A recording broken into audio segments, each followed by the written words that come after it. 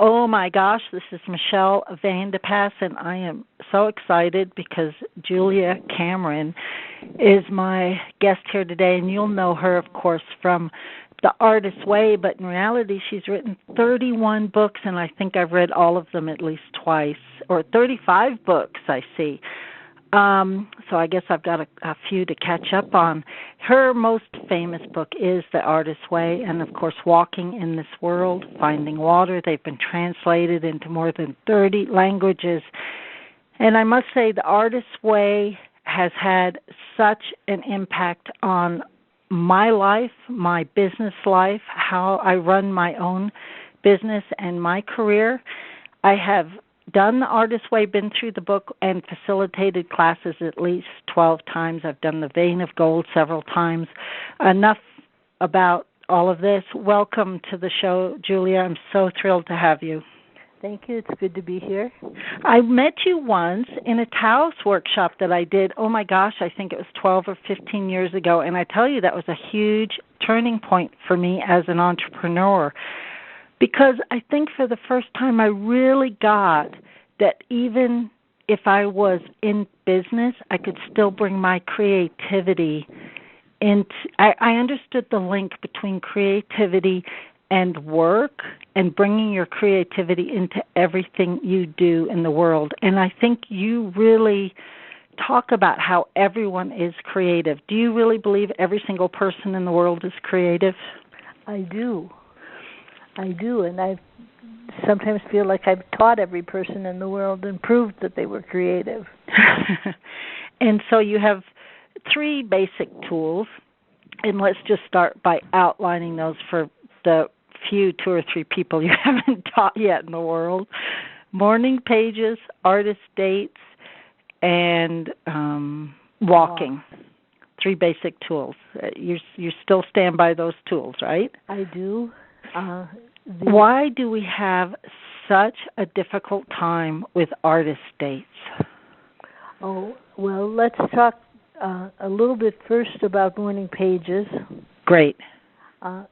Because morning pages are work, and yet people take to them like fish to water. Mm-hmm. Morning pages are 3 pages of longhand morning writing about absolutely anything. And I sometimes think of them as a mentor, a self-mentor. And with the pages, you're saying, this is what I like, this is what I don't like, this is what I want more of, this is what I want less of. So you're sort of informing the universe of your position on things. Then I ask you once a week to take the dreaded artist date. And I think that people are afraid of the artist date because they're afraid of what they'll feel. An artist date is a once-a-week solo expedition to do something that's fun or interesting. And it's interesting. People, if I say I have a tool and it's terribly hard, people will go right ahead and do it, and that's the morning pages. But if I say, now I want you to go out and play once a week, they panic. It's like, play? Who are you kidding? I'm not comfortable playing. And I think of it as being a little bit like if our artist is an inner child, which we're all probably sick of hearing, but it's pretty accurate. If our artist is an inner child, then an artist date is like taking that child out. If it's the child of a divorce, children of divorce want to see the absent parent, and the absent parent wants to bring along a new significant other to kind of keep from feeling too acutely how much they miss their child. So that's the truth with an artist date. We feel acutely how much we miss our joy. Now, this is interesting because I do a lot of work with my clients about whether you're introverted or extroverted and how to use that. And I always thought people struggled with artist dates if they were extroverted because they didn't like to go out alone. Mm-hmm. But actually what you're saying is it's confronting something even deeper inside of ourselves. Yes, I think it is. Mm. And so when we can face that, it unleashes, speaking from experience, creativity maybe we didn't ever know we had. Yes, doing the artist date convinces people that they live in a benevolent world. And if they live in a benevolent world, then they can take risks. And that's how the link that the artist date has with creativity is that it convinces people that it's safe to commit creativity. Mm. The third tool is walking. So simple, but sticking to it is sometimes more hard.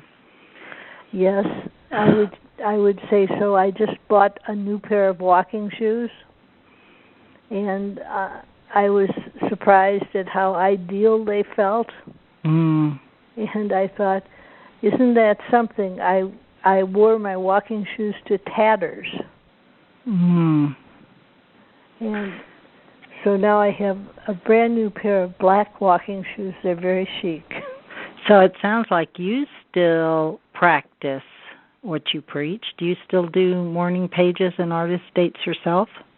I do. I find I have an ex-husband that I wrote The Artist's Way at Work with. Mm-hmm.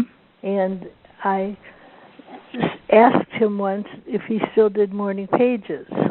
This is long after we were divorced.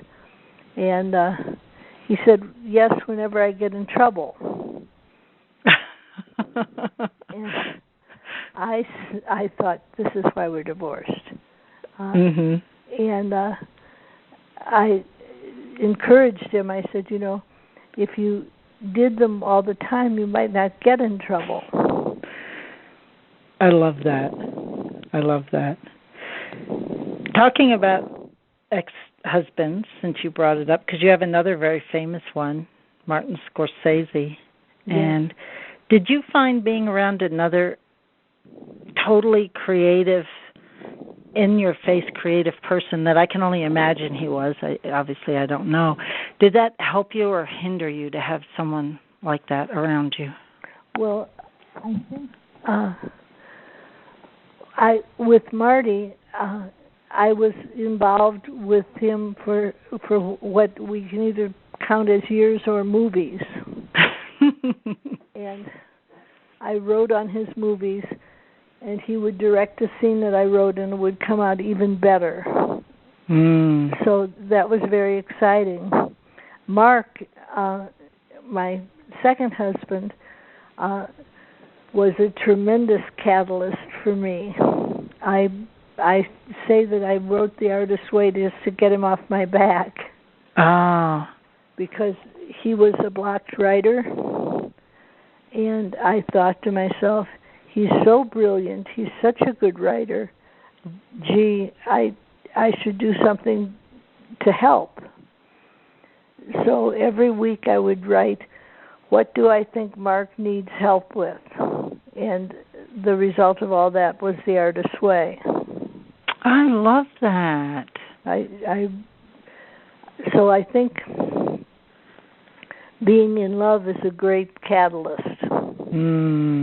I love that.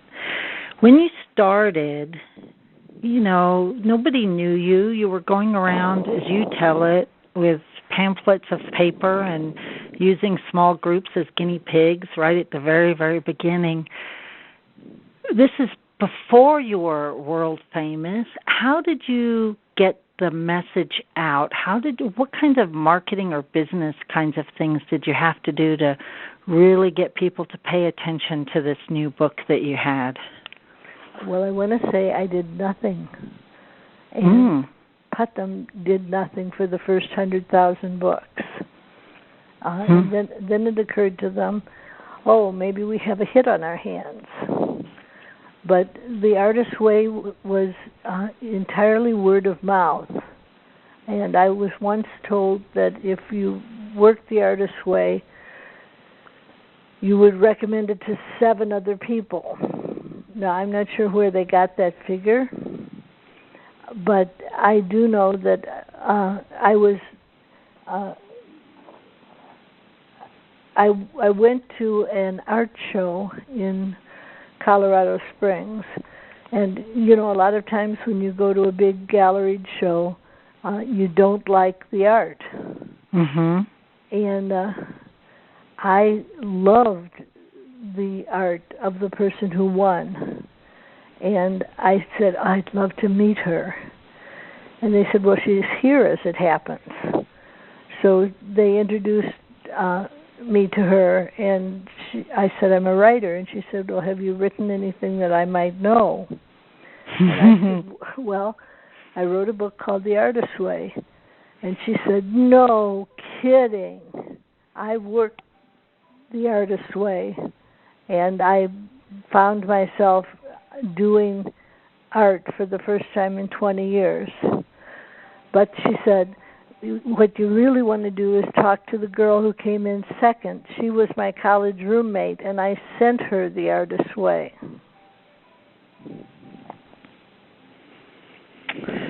Oh, I love that. I don't know if you know, I'm in Colorado Springs.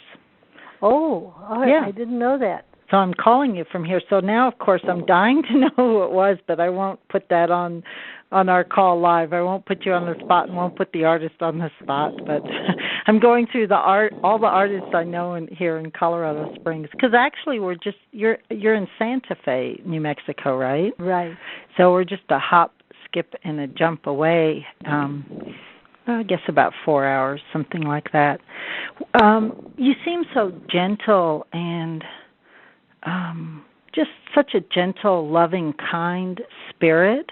How does being in the public eye work for you? Do you find it's harsh out there in the world, or how do you guide your gentle spirit through being in the public eye? Well, I have a very nice kind of fame. It's the fame for having helped others. So typically what gets said to me is, are you Julia Cameron? Yes, I'm Julia Cameron. Your book changed my life. And then they will say what it is that they've done. And so it's sort of like going out to visit the garden. You see, here's a tulip, somebody who wrote a novel. Here's a hollyhock, somebody who made a film. And it's not a harsh kind of fame at all. I'm very lucky. You're very lucky. It's so rewarding, and I know that you've helped millions of entrepreneurs as well, because I think there is something very creative innately about entrepreneurs that want to get out and be creative, and that's why they start their own businesses. Not always, but very often. And creative people also don't always fit in the boxes that are available. Now, you're an entrepreneur. You've written 35 books. You are a director, a producer. You wrote Avalon, a musical. You travel and teach around the world. Obviously, you're an entrepreneur. How does your own personal creativity spur your business side of your work? Well, I get ideas, and it'll be an idea like this, this should be a musical. And so I'll go ahead and write it. Right now, I'm working with Emma Lively, whom I have worked with for 14 years, and we have written 3 books together. And we're now doing a fourth, and we're being very secretive about it. So I can't tell you what it's about, but I can tell you that we work on it virtually every day. Ah, I love that. Uh-huh. And hopefully, if I have an interest in something, it's something that the public will also be interested by. Talk about this, keeping it a secret, because I know you talk about this in one of these books about offering up your creativity for feedback too early, that you have to hold it close to your heart at the beginning. Yes, you have to have what I call believing mirrors. Mm-hmm. And you're probably familiar with the term. It means showing it to people who will reflect it back to you in terms of its potential and its strength. Mm-hmm. And a lot of us grew up with what I call funhouse mirrors, where you would say, I think I want to do something, and the response would be, oh, dear darling, don't you think you might need something to fall back on? Mm-hmm. And a believing mirror, by contrast, hears an idea and says, I bet you can do that. Mm. The people you're talking about that are your naysayers or say go get something to fall back on, you talk about in the Artist's Way as crazy makers, I think. That's who my crazy makers would be. Someone who just doesn't really get who I am or what I want to do. What are your tips for getting rid of who's maybe a little bit threatened? Mm. You know, as you start to become larger. And what we're after are friends who like us both small and large. Mm. What do you mean by they like us small? Well, you know, you don't wake up every day feeling terrific. There are days that you wake up and you just feel overwhelmed. And on a day like that, if you talk to a believing mirror, they're so, and they urge you to try what you're dreaming about trying, and not to feel too intimidated. Mm. So they're gentle with us when we're small, and they're respectful of us and happy when we're large.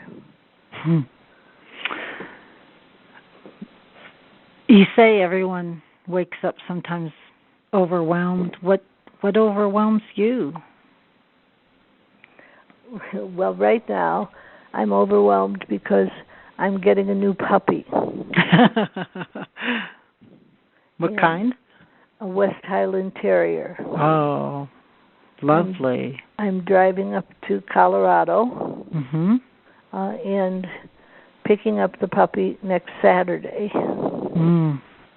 And I'm just worried if I'll be all right at training it. Well, as one of your believing mirrors, I will tell you, as an owner of a new puppy myself, I am sure that you will do fabulously training your puppy. Did you crate train your puppy? I did crate train my puppy, and she loved it. She loved it. You know, I think one of the keys is lots of love in between that crate training.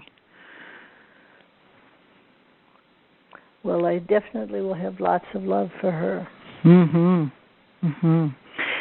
Yeah, you mentioned Overwhelm, and we talked a little bit about crazy makers and so forth, and that we don't wake up every day just feeling big. I think we all have fear, overwhelm, self-doubt, and demons, lack of confidence moving forward. I know that you talk about some of these in your own book, Floor Sample, that even you wrestle with these things. Is following the Artist's Way enough to keep you centered? I don't know if that's even the question. It's like I know the Artist's Way can do so much for us in our lives, not just creativity. So I guess I'm asking if this process has also helped you in the demons that you've written about and shared with the world already. Well, I use the Artist's Way, and I teach it. I teach a basic Artist's Way course here in Santa Fe through Unity Church. And one of the things that I was afraid of at the beginning was that I would become so much a teacher that I wouldn't be an artist anymore. But what I have found, and I'm sure you found this when you were facilitating groups, is that it actually helps your art. It does. It may go back to having that believing mirror. You have people, you're in a group that reflects everyone's creativity back to each other. Yes. So do you still facilitate Artist's Way? You might find Unity Church is jam-packed even more in the coming Sundays or the coming weeks. Yes, I do still teach Artist's Way. Yeah, and you're teaching at juliacameronlive.com now. You've opened it up. I think for the first time you've opened yourself up on video and opened your home, your writer's studio, up on video at juliacameronlive.com. How has that been to put yourself out there on video now? Well, I was reluctant to do it, but Emma said, you can help a lot of people. You should do it. And I'm used to listening to Emma's advice. And so I thought, well, I began teaching the Artist's Way in a tiny little circle in my living room. Maybe I can invite people into the living room and talk to them about creativity, and it'll help. So I've been doing that. And from what I hear, the course is helpful. Yeah, of course, yes. It's very helpful, and I loved seeing the website and exploring that a little bit. So I encourage anyone who has taken the Artist's Way in the past, read it, or anyone where these are new concepts to go to juliacameronlive.com. You talk about something that I think is really important for everybody, but I'm going to bring it back to the audience specifically here, entrepreneurs and small business owners and healers and artists and people who are trying to make a living doing what they love and are making a living doing what they love, different stages of that. You talk about self-permission over discipline. We don't need discipline in our lives. We need self-permission. What does that mean? Well, I think sometimes people, when they hear that you're, let's say in my case, a writer, they will say, oh, it must take so much discipline. And, of course, it's tempting to say, yes, it does, but I have discipline. But the truth is it takes enthusiasm. And enthusiasm is a much safer source of creative fire than discipline. If you think of your creativity again as being like a little child, you want to coax it and say, just give it a little try, honey. And I believe in bribes. If you do this and do it well, then you can do that and have fun. Oh, you're going to have so much fun with your puppy. It's the same thing. What works for children works for puppies. Well, I am looking forward to meeting the puppy. I've seen it on website, Mm. And she looks adorable. So you talk about enthusiasm. I might call that passion. Is that? Would you agree those are the same thing, or is passion like that scares some people? Maybe that's too deep. I think they should use the word that suits them. Mm-hmm. But you asked what it was like being married to Marty, and he was passionate about his work. And it was a wonderful opportunity to observe close at hand how that passion could be translated into art. Mm. Did he follow? Well, you hadn't done The Artist's Way at that point, had you? No. That came after, yeah. I wrote The Artist's Way in 1988, 89, 90. And by that point, Marty and I had been divorced 10 years. You write, it's far harder and more painful to be a blocked artist than it is to do the work. And you mentioned that your second husband, Mark, was a blocked writer. Sometimes when we're blocked, we're just blocked. We can't do the work. Well, this is where those 3 tools come in. You know, you do the morning pages, and those are sort of non-negotiable. You do them all the time. You do morning pages. You do an artist date, and you go for a walk. And if you do those 3 tools, it's virtually impossible to stay blocked. And I know from experience that's true, and you know from experience that's true, and so we'll just ask everybody to follow those 3 steps, and I maintain that you will become unblocked in your business as well, and that your business will soar, because for entrepreneurs and business owners, your business is your art. For a lot of people, they pour their creativity into that, and so I think it follows that all areas of your life will become unblocked if you do those 3 tools. Yes, and you sometimes think, gee, I want to unblock my writer, and what happens is you unblock your visual artist. So I can't tell you for sure what you will become, but I can tell you that you will become. In The Artist's Way at Work, you talk about roles like caretaker, controller, warrior, bully. I talk about archetypes in my work, and I think we're talking about the same thing, just using different label on it. Do you identify with a specific archetype or a specific role, or do you think you move into different ones as you need them?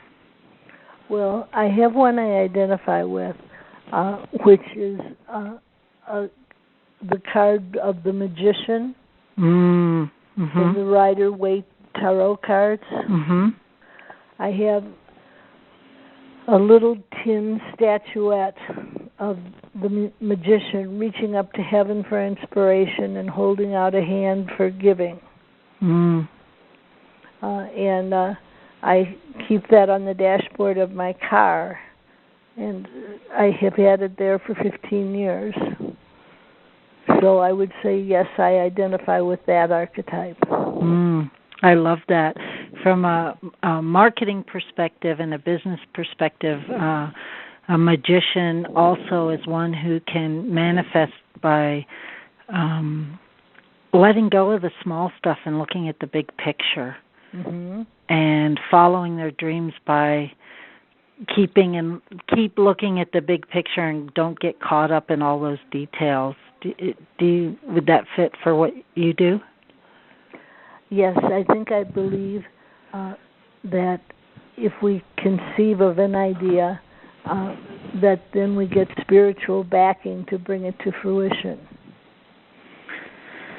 sometimes it takes years. I wrote a play in the 90s, and it's just getting done in New York now. Wow. That's actually hopeful for many people who have had an idea for years and years. Yes. We don't always know when it's going to happen. It's not always on our timing. No, in fact, it usually isn't. Did you give up on it during that time? Think it would never happen? I didn't give up on it, but I didn't push it either. Mhm. And it came to pass through a director who was teaching the artist's way. And I said, maybe you'd like to look at a play. And he looked at 3 of my plays, and 2 of them he wants to do. And the 3rd one, he said, the timing's wrong for it. You have to wait. Oh. So I'm waiting. Good. Waiting, yeah. And continuing your own creative journey. I want to ask you about toxic blocking behaviors. They're so difficult to recognize them in ourselves. You know, you talk about how they'll come out in morning pages. Are there the same toxic behaviors that seem to come up for people, the same ones? Are there like archetypes or roles or toxic patterns that we all have as artists or creative people that we need to watch out for? I think discouragement is a huge block. We think because we don't know exactly how something can be done, then we think maybe it can't be done. And when we think maybe it can't be done, then we think, well, I might as well not try it. So I think having believing mirrors that tell you, yes, it can be done.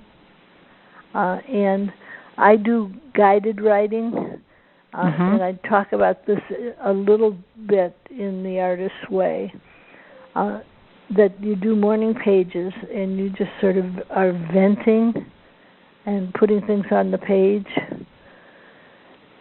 And then I have myself ask, what can I do about it? And I'm asking Obi-Wan Kenobi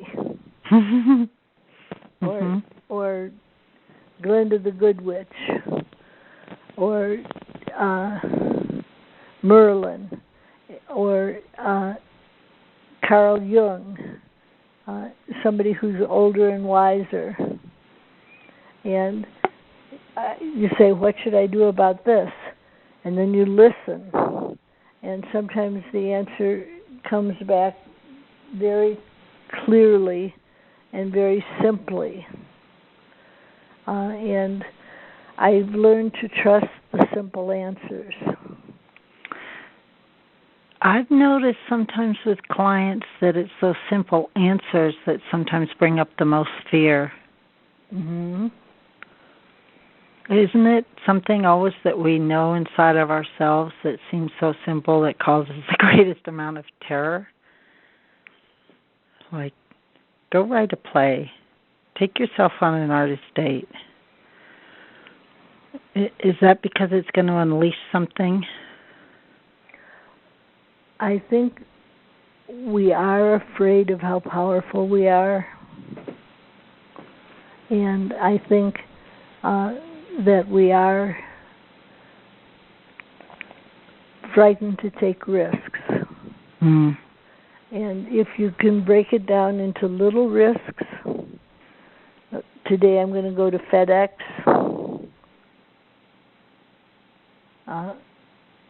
Small risks. Then I think you are on the right track. What's the craziest thing you've ever thought about doing or have done? Oh, craziest thing I've thought about. Well, I don't have a very good sense of what's crazy. I think I'm lucky that way. If I stop to think about what's crazy, I wouldn't get very far. And when I wrote The Artist's Way, I was a Hollywood screenwriter. And I showed the manuscript to my literary agent. And she said, "Oh, Julia, nobody's going to be interested in a book about creativity. Go back to writing screenplays." So now it's 4 million people later, and she's not my literary agent anymore. Because this was at the beginning, so I felt that in my chest when you said that.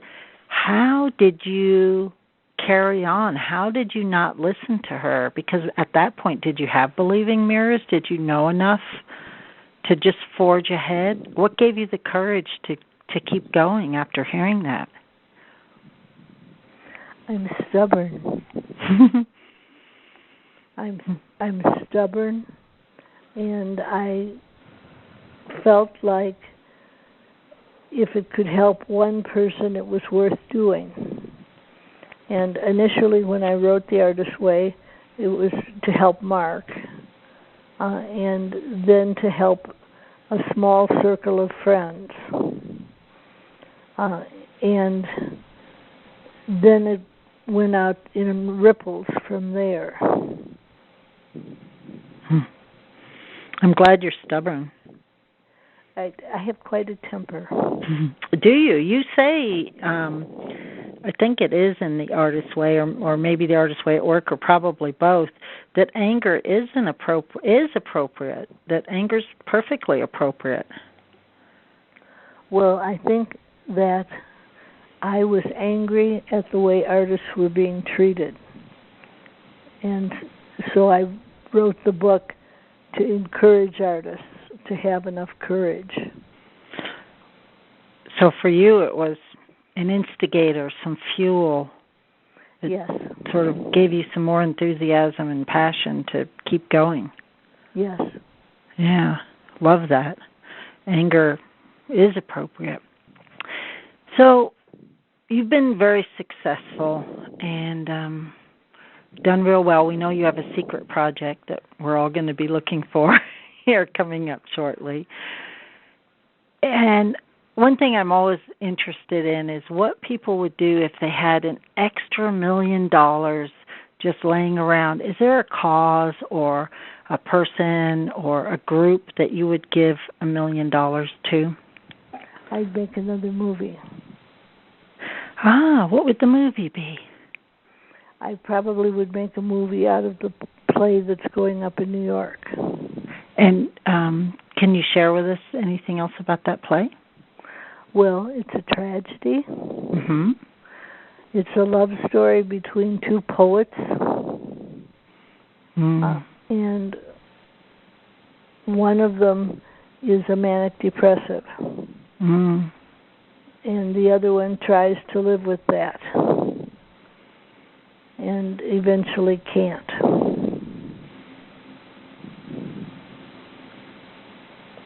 It sounds sad. Is there some... Yeah, it is sad. Is there anything redeeming or hopeful at the end? We want the Hollywood ending. No, at the end, the husband of the manic depressive just says, "I can't really write and do my work and take care of you at the same time." And she says, "I don't want to take my medicine. It makes me dull." Mm-hmm. So they go separate ways. Is is part of this autobiographical, or do you pull on your own experience when you wrote that?